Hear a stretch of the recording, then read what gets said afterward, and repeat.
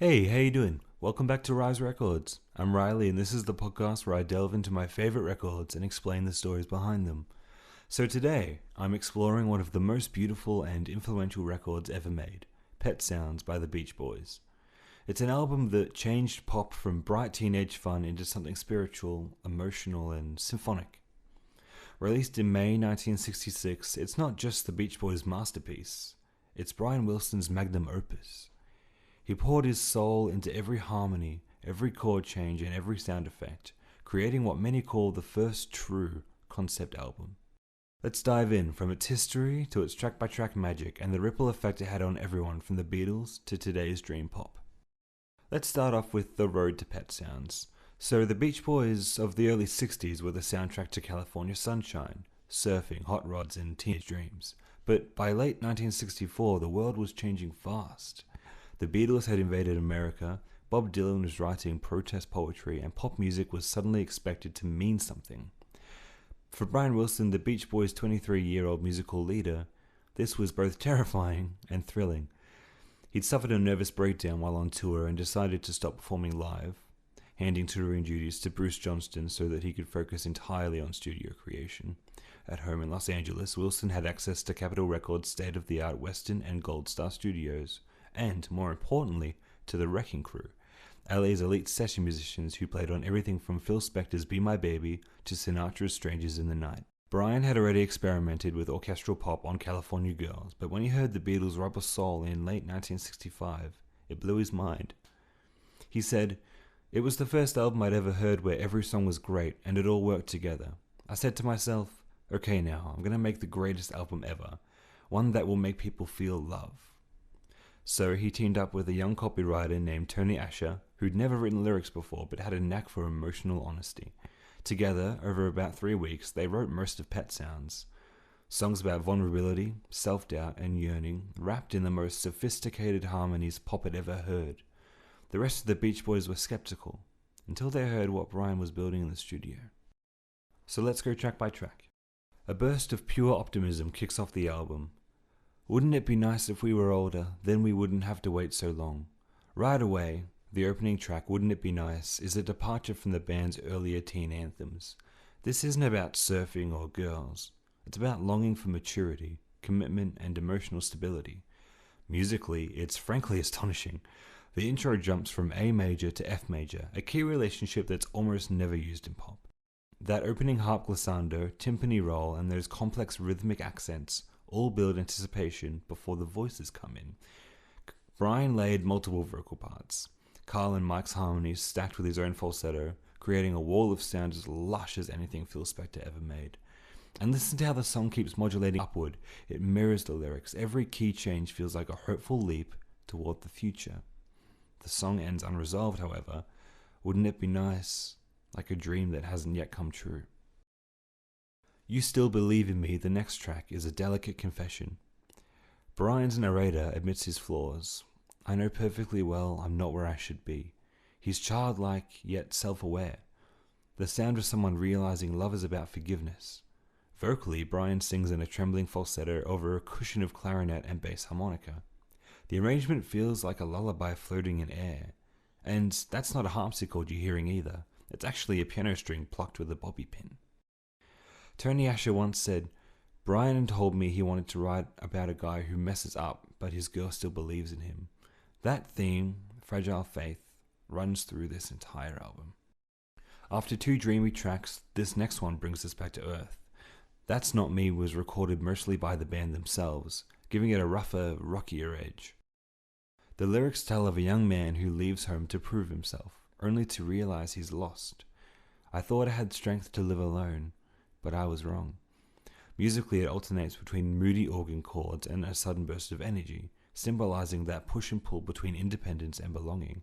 And now we sink into the most intimate track on the album, "Don't Talk, Put Your Head on My Shoulder." This song is practically orchestral. Strings arranged like a film score with upright bass and timpani heartbeat. There's almost no percussion, no backing vocals, just Brian's breathy, trembling lead vocal. He sings, "Listen, listen, listen to my heart beating." It's sensual but innocent. The sound of pure emotional vulnerability. Paul McCartney has said that this is one of his all-time favourite songs, calling it just gorgeous, a masterclass in feeling. Co-written with lyricist Mike Love, I'm Waiting for the Day bridges old and new Beach Boys styles.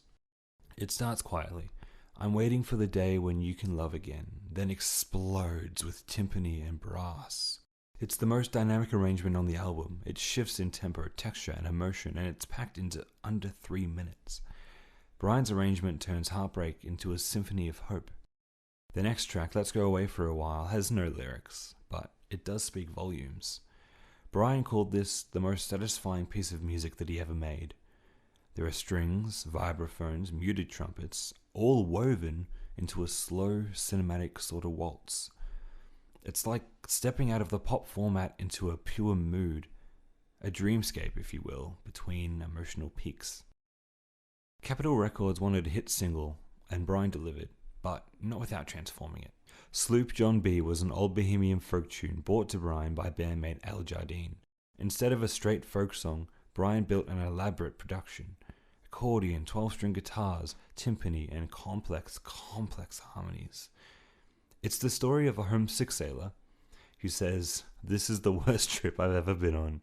And in the context of Pet Sounds, it feels like a metaphor for emotional dislocation, wanting to go home to some kind of safety. Now we arrive at the heart of Pet Sounds. God Only Knows opens not with the tonic chord, but with the submedian, E major, in a song centered around A major.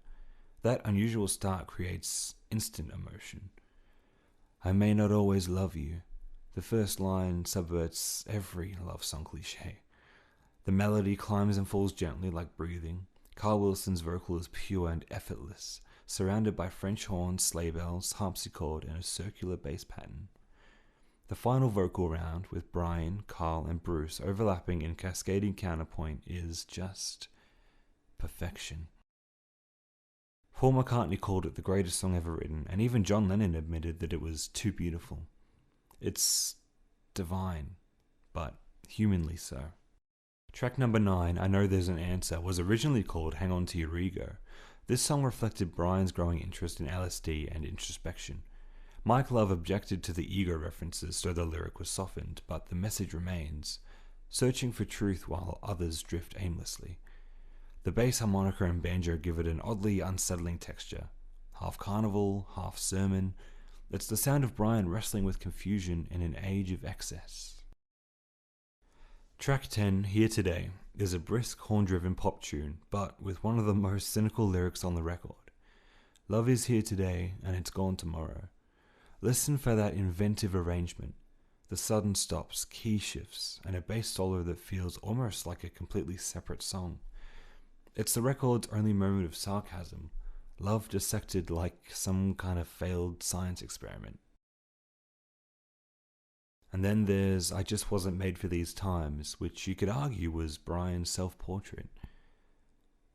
It's the first pop song to feature a theremin, that ghostly electronic wall floating above the harmonies. It perfectly mirrors the lyrics' loneliness and alienation. As Brian sings, sometimes I feel very sad. Brian layers his own voice in octaves and fifths, almost like a choir of himself, each one yearning to belong somewhere. This was Brian at his most prophetic, a man ahead of his time, already feeling out of place in the pop world that he helped create. Then there's the title track, Pet Sounds, which is a playful jazz-inspired instrumental originally intended for a spy movie. It's got percussion, marimbas, and horns that bounce around like musical puzzle pieces. It's joyous, experimental, and proof that Brian's sense of humor still flickered amid the melancholy. And now we've reached the finale. Caroline, No. Where did your long hair go? Where is the girl I used to know? It's a breakup song, but also a farewell to innocence. Brian recorded his voice, then sped up the tape slightly, making him sound a little bit more fragile, like a younger version of himself looking back in sorrow. At the end, the sounds of a passing train and Brian's dogs barking fade into the distance, a melancholy coda to an album about growing up and moving on. When Pet Sounds hit shelves in May 1966, Capitol Records didn't know what to do with it. There was no surf songs. There was no radio-friendly singles. It confused fans. but not us fellow musicians. In London, the Beatles were absolutely flawed. The Beach Boys-Beatles rivalry became one of mutual inspiration. Rubber Soul inspired Pet Sounds, which inspired Sgt. Pepper, which inspired Smile. But beyond the 60s, the album's DNA runs deep. From Radiohead's lush melancholy to Lana Del Rey's cinematic sadness, every time a pop artist pairs deep emotion with sonic experimentation, they're speaking Brian Wilson's language. Nearly 6 decades later, Pet Sounds still feels like a conversation between the heart and the studio. Brian Wilson once said about it, "I just wanted to make something beautiful." And he did. It's not just an album. It's a diary of longing, faith, and sound itself. Now, if you haven't listened to this album before, the way that I would recommend you do it is the way that I did it, and I found it very effective. Go and sit on your bed at night, or if it's daylight outside, close the blinds. Make the room dark. Make sure the room's dark. Sit on your bed, put your headphones on, and play this record from start to finish with no interruptions. And just let your thoughts play out. Let your mind run. Because this album will bring out emotions in you that you didn't know were in you. That's what happened to me. And it kind of just like opened up this whole new world for me in terms of, well, music and sound and lyrics especially. Like, Brian Wilson was a broken man, God rest his soul, but he created the most beautiful music from his beautiful brokenness. And I think that without Pet Sounds as a society, man, we'd be nowhere. And with that being said, that's all I've got time for on this episode of Rise Records. So if you enjoyed this episode, don't forget to share it with a fellow Beach Boys fan, and please let me know what your favorite song from the album is. I hope you'll join me again next week, as I'll be discussing the one and only Sgt. Pepper's Lonely Hearts Club Band by the Beatles. That's right, the album that was inspired by this album. So, until the needle drops again, have a great week everyone, and bye for now.